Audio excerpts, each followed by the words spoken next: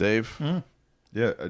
It's a multimedia star on the show today. He's a quadruple threat. He's a quadruple threat. Right. Yes, you're right. He's accomplished actor. Yep. Music star. Yep. Movie star. Yep. Juggler, dancer, mime. I don't know what the other ones are, but we'll find he's out a tap after dancer. We'll be talking find to out him about this after. We'll find out after this. because coming up right now is Jurgensmeyer. The following is a Tony Lasano podcast, an Opie show on the Radio Misfits Podcast Network. This is the Minutia Men Celebrity Interview with Rick and Dave. So, Dave, as you mentioned, he's a very accomplished young man. In fact, he's very young. He's a teenager. He's already accomplished more in his life than we have in our 60s. I've got belly button lint older than this guy probably. He's an award-nominated actor, a voice actor, television star, movie star, even a music star. Please welcome to the show, Jet Jurgensmeyer. Jet. Hey. How are you? I'm doing good. Thank you guys for having me. That was a pretty good intro. Now, is Jurgensmeyer, is that a German name? It is. It's very German. We actually still have some. I think they pronounce it Jurgensmeyer. Yeah, that's right. In Germany, still to this day. Ironically, I got really drunk on Jägermeister when I was at my bachelor party, and I haven't drunk it in. And it wasn't Jägermeister; it was Jägermeister. You're right. There you go. Dave and I are both also of German descent, so we're going to get along great here. Our parents are off the boat Germans. There we go. So perfect. Well, I obviously know about you because I've got 3 daughters. Am I really talking to Stinky Peterson right now? Because my kids are absolutely just over the moon about us. That's so funny. Yeah, I played Stanky Peterson for Hey Arnold the Jungle Movie on Nickelodeon. You know, I think you're breaking new ground with us, Jet, because we've done over 200 celebrity interviews, and this is the first time we've had an actor on the show who played both a character named Stinky and a character named Spanky. There you go. Congratulations. Now, there's a first time for everything. When you took the role of Spanky in the movie The Little Rascals Save the Day, did you realize the history of that part? I mean, Little Rascals has been a part of American childhoods for 100 years. The He-Men Women Haters Club. Crazy. Spanky, he's the key guy. We would run home from back in the day from grammar school. We would watch. Now, granted, it wasn't live. Right, exactly. They were reruns. We're not that old, but Spanky, of course, is my favorite too. How did you like playing that part?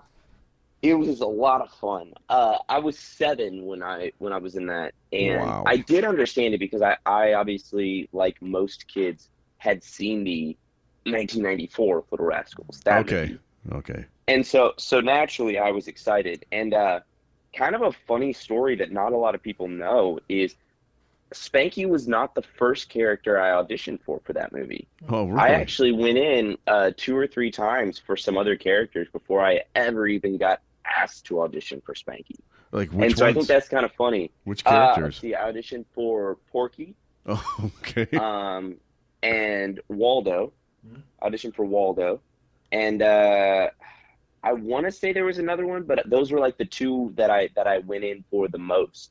And then you're still going through the audition process. Obviously, they had to see a lot of kids for all the roles in that film. Yeah. And we got another email that was like, we got another assholes. And we were like, oh boy, we're going to go back in, see the same people. But what role is it this time? And it was Spanky. It was the lead. Yeah. And I remember being kind of nervous, but going into the room with Alex, the director, he said he knew he wanted me in the film. He just didn't know where. And when I came in for Spanky, he said, then it just kind of clicked that was the role that I was supposed to be all along. And you were 7 years old when you did that? Yes, sir. Yes, sir. Unbelievable. Amazing. So how many hours are they forcing you to work at 7? Right, exactly. Aren't there child labor laws or whatever? Yes, there are rules, and our union, SAG-AFTRA, which I'm actually a board member of here in Nashville, there are rules and regulations for how long we can work. It's not just 20-hour days. Well, if we had it our way, you'd be working 20 Yeah, right, days. exactly. Yeah. There you go. Yeah, put him to work. Let's talk about 2017 and your role that you played during the reboot of Will and Grace. You played Skip. Wait, so you're a Skip, Spanky, and a Stinky. Stinky. You're a Stinky, Spanky, and a Skip. What was it like? I am. So, what was it like working in Sean Hayes? We're from Chicago. Oh my goodness. Loved. Everything he does. He's great. Yeah. That had to have been a real kick to work with Sean. It really, really was. I stand by saying that Sean is one of the most talented people I've ever worked with. I mean, his work ethic was amazing. How nice he was. I mean, when you're the kid on set, nobody really has to be nice to you. It's not like expected because it's just a kid. Right. And Sean was the nicest person ever. He treated me like a professional, like I was there to do my job, and he knew that. And so he didn't treat me any differently. He treated me like just another actor that was there to work with him. And it was such a good experience to watch somebody as talented and as just naturally funny as him work. And so that's I think why our episode was so funny and powerful, was just because we really did create a bond between the two of us. And I consider him a friend to this day. Yeah, you've got some pretty highfalutin friends. I mean, I'm noticing you've been on so many TV shows as either an actor or a voice actor, but you've also been in a couple of big-time movies. Tell us about working with Clint Eastwood in the film American Sniper. I mean, it doesn't get much bigger than that. Stressful. That's how I will describe that. Yeah. I was so nervous. That was, to this day, I think the smallest role I've ever done. I was on set for one day. It was nothing huge. But being around a legend like Clint was just, oh my goodness. And then, he's got that naturally that low raspy voice that's just terrifying. Right. It's like if you walked into a room with like Liam Neeson, you're like, oh, this guy could kill me with his bare hands. That's how I felt with Clint Eastwood as well. But it did make up for it, like in between takes, I was playing cornhole with Bradley Cooper, which was pretty neat. There's not a lot of people that can say that. I definitely had a good time with that on that set. Was he any good? Did you kick his ass? He was good, actually, which I was surprised by because I pride myself on being pretty good at cornhole, and he was pretty dang good. I'm not gonna lie. So you mentioned that you're from Nashville. How does a kid who grew up in Nashville become an actor? How did you get into acting in the first place? That's a great question. So my parents used to own a bar restaurant here in Nashville called the Nashville Palace. It's still here to this day. It's right across from Opryland. And so for the first 8 years of my life, I was on stage there, and I was singing and telling jokes and just performing in front of people. And when I was 4, we had some very, very close friends of ours, the Mandrell sisters, Barbara Louise Erlene. Oh, wow. Their mother, Mary Mandrell, told my parents, y'all should try acting with Jet and see what happens. And so they had a friend who was an agent, Mark Block, at the Block Agency. He's still my agent to this day. And we met with him. I started going on some auditions and really, really enjoyed it. I'm a very talkative person, as you can kind of tell. And so I started doing a lot of auditions and some small stuff here in Nashville. And when I was 5, we started going out to LA, and I got my agent that's out there and a manager that I worked with for a very, very long time. And I just started working, whether it was voiceover work, live action, it didn't matter. I was doing it. And I quickly kind of fell in love with the idea of, man, I get to meet and talk to people for a living. This is fun, and I was homeschooled already. So it wasn't hard, going from trying to get out of school or anything like that. I can do my school wherever. And then I got to hang out with people for a job. Had you had any acting classes before you started? No, sir. I've never done acting classes. Really? That's no, great. Sir, never. There's something to that. When you're a kid, you don't really know enough to be nervous, right? I mean, it's just like, this is just how you were brought up. This is just what you do. You just accept it and you move on, right? I really do think so. I think that people kind of adapt to their surroundings. And the way I was raised, both my parents are extremely talkative. They grew up in an industry that is the entertainment industry. So I was raised in that. So I was always having to meet new people and be in business meetings and really be around adults a lot, which I think helped me when I was younger. Being that young kid on set, I was always around adults, so I was comfortable. And I think it was everybody else having to get comfortable with me rather than the other way around. Yeah. Hey, do you have any favorite roles? I mean, you've done so much, or you already mentioned how much fun Spanky was, but what's on your Mount Rushmore? Definitely Little Rascals. That's definitely up there because I was so young and it really forged kind of who I am as an actor because we filmed so much of that movie on the Universal backlot.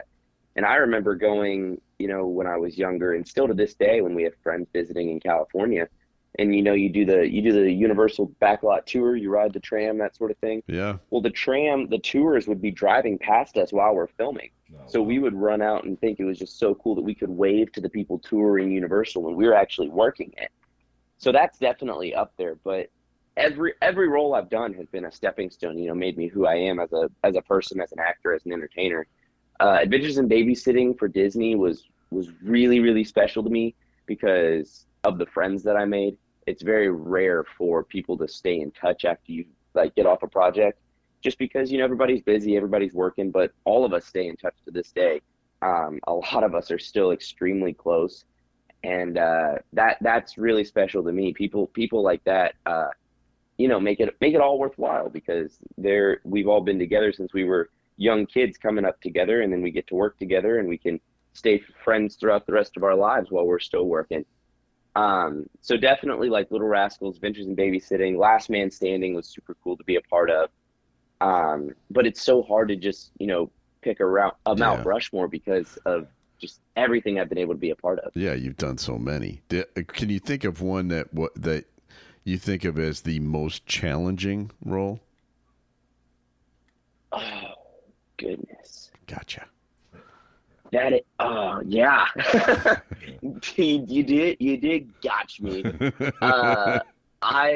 I don't know because each of them have to be looked at differently. Naturally, each character I want to try to connect with and relate with the most. But so each one of them has a little bit of me in them. But they're all different. Each character is different.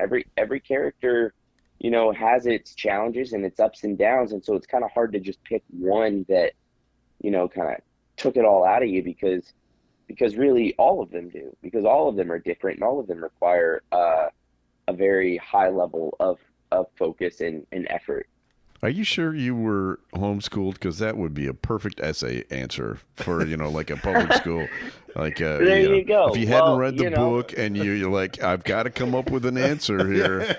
And you just did it beautifully right there. Perfectly. Good for you. You should run for president, my man. It was a very political answer right there. Excellently done. Nice. Beautiful. So music career, what's going on? Not only do you do all this acting, you got a music career here. So you got a brand new song out. Just tell us about you as a musician, what your vibe is. Your style. What's the genre? I'm assuming country? It's country, right? Yes, sir. Of course. Yes. My roots are country.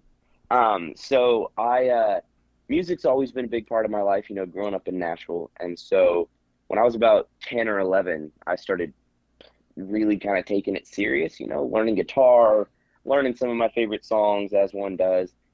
Started writing songs not long after that, and just kind of started really just snowballing into the music scene, writing a bunch, recording a bunch, putting out an album, and then putting out another album a couple years later.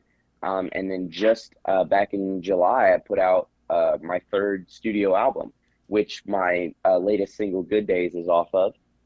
And each one of those songs on that album is something that I've gone through or that I'm currently going through. That's how I make the songs the most relatable thing for the audience to listen to. And that's really important for me as a songwriter and an artist. If I'm going to be on stage selling this story to these people listening, then I've got to know what went into it and know what made that story. So that's why all those songs on the album are so special to me, because each one of them is a part of me and a part of my life. So I'm really kind of giving people a chance to find out what Jet goes through on the daily, if that makes sense. And then, just this year's kind of gone crazy with touring and performing a lot. I've got a show later today, one this weekend, and then I'm touring with my band. Are you coming to Chicago? I have some folks that are trying to get me up to Chicago. My girlfriend's from Chicago, and so her family's trying to get me up there to go perform. But I don't have any dates right now, but when I do, I promise I will let you guys know. We'll have to do this podcast in person. Yeah, well, Rick has a garage that we play poker in. Oh yeah, it's which perfect. Is great. If you want to, we could draw tens of people to my garage. That might be a good time. I mean, I've played in plenty of garages, believe it or not. Well, being a storyteller, country music really is the perfect genre for that, isn't it? Absolutely, and I think one thing I love about the state of country music right now is that it's kind of a very open genre. You can if you have an electric guitar or a fiddle in there, it's considered country music. So I love that you can kind of write whatever. But for me personally, as like you said, a storyteller, I love that country is one of those where I can have, if I want, a whole album of just slow singer-songwriter style songs, and people will still listen to it because they want to hear the story that goes into the song. Yeah, that's my favorite part of country music, to be honest with you. It's just makes it more fun to follow because it's like you're actually telling a story within the song. Totally. So where does Jet come from? Where did your parents come up with that name? Any idea? So it's actually, it genuinely is my middle name. Jet is my actual name. A lot of people think it's a stage name too, so I always say that. So Jet came from my dad and my grandfather were both pilots. Oh, cool. And my mom liked the actor Jet Li, and so and also they needed something short to go with Jurgensmeyer. Yeah. So it just fit. My first name is actually Joseph, but my dad and I, it's kind of a tradition. Every Joseph has a Joseph. So my dad, grandfather, great-grandfather, everybody's Josephs. But my grandfather, he kind of holds the title of Joseph, and he goes by Joe. So my dad and I, our whole lives have always gone by our middle names. And then when you're an actor and a musician, it kind of helps that you have Jet as your middle name and you already go by it. So it kind of just worked out. Have you ever heard the Paul McCartney and Wings song, Jet? Of course. Well, I was wondering if that had anything to do with it, but probably not. Growing up in Nashville, probably not a big influence. I wish that it did, because I think it would have made the story even just a little bit better, especially now that I'm a musician. Dude, just start saying it. Okay. No one's going to know. No one's going to know. No one's going to know. I guess that is true. I guess I could. Yeah. So my parents, really love the song Jet. I guess I could tell a little, but I've done so many interviews now that it might. Yeah. People might catch it in like 20 years and be like, what was the deal here? Well, They'll be like, I don't know. I was on Minutia Men and they told me to start saying it. He's just an honest young man. Yeah, That's the problem. Well, we don't air this podcast. This is just us. Yeah, no one's going to listen to this, so it's fine. Oh, there we go. Okay. So tell everybody how they can follow your career. Social media. Where is the best place to follow Jet? And what are you working on too? All right. So if you want to, listen to my music, see where I'm performing, what I'm up to, all of that stuff. Social media is the best way to do it. I feel like that's like the bare bones answer at this point. Everything from my website to my TikTok is all under my name, Jet Jurgensmeyer. Jet with one T, like a plane. It's a fun way to remember it. Named after Paul McCartney. And the song. Of course, named after Paul McCartney and the song. It's just that's where you can see where I'm going to be performing, my new music, things like that. We were just updating my website today for my shows, so people should go check that out and see where I'll be playing. You never know, I might be in your area. Okay. And then what's next for me? We put out an album just over a month ago. We're really pushing that. I'm touring with my band through like September and really the rest of the year, which is super, super kind of surreal to think about. And I've obviously got some new music that I'm writing that I'm really looking forward to record, to put out in the sort of near far future. Okay. Just to give a little space from the album, but just still have that keep some fresh stuff out there to keep people interested. I assume you're going to write a song about this interview. Yeah. Right? Of course. Okay. Absolutely. Rick's last name is Kempfer. Try rhyming that, buddy. Gotcha. Okay. Okay. Really 2 boys rhyme. from Chicago and a Nashville, Tennessee kid. Right.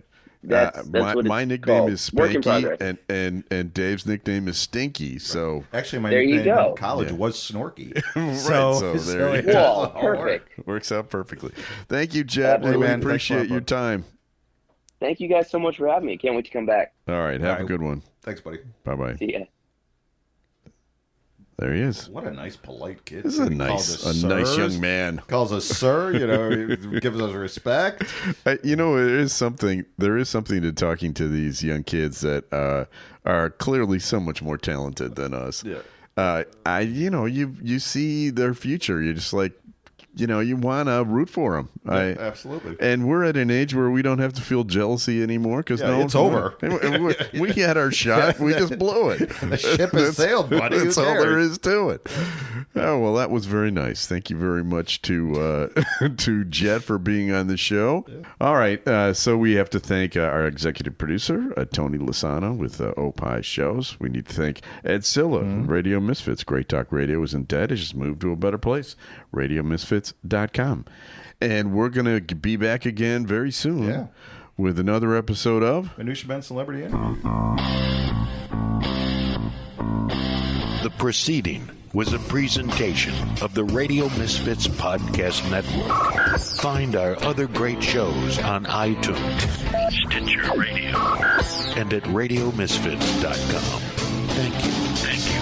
Thank you. This has been a presentation of Opie Productions. Tony, can you shut up?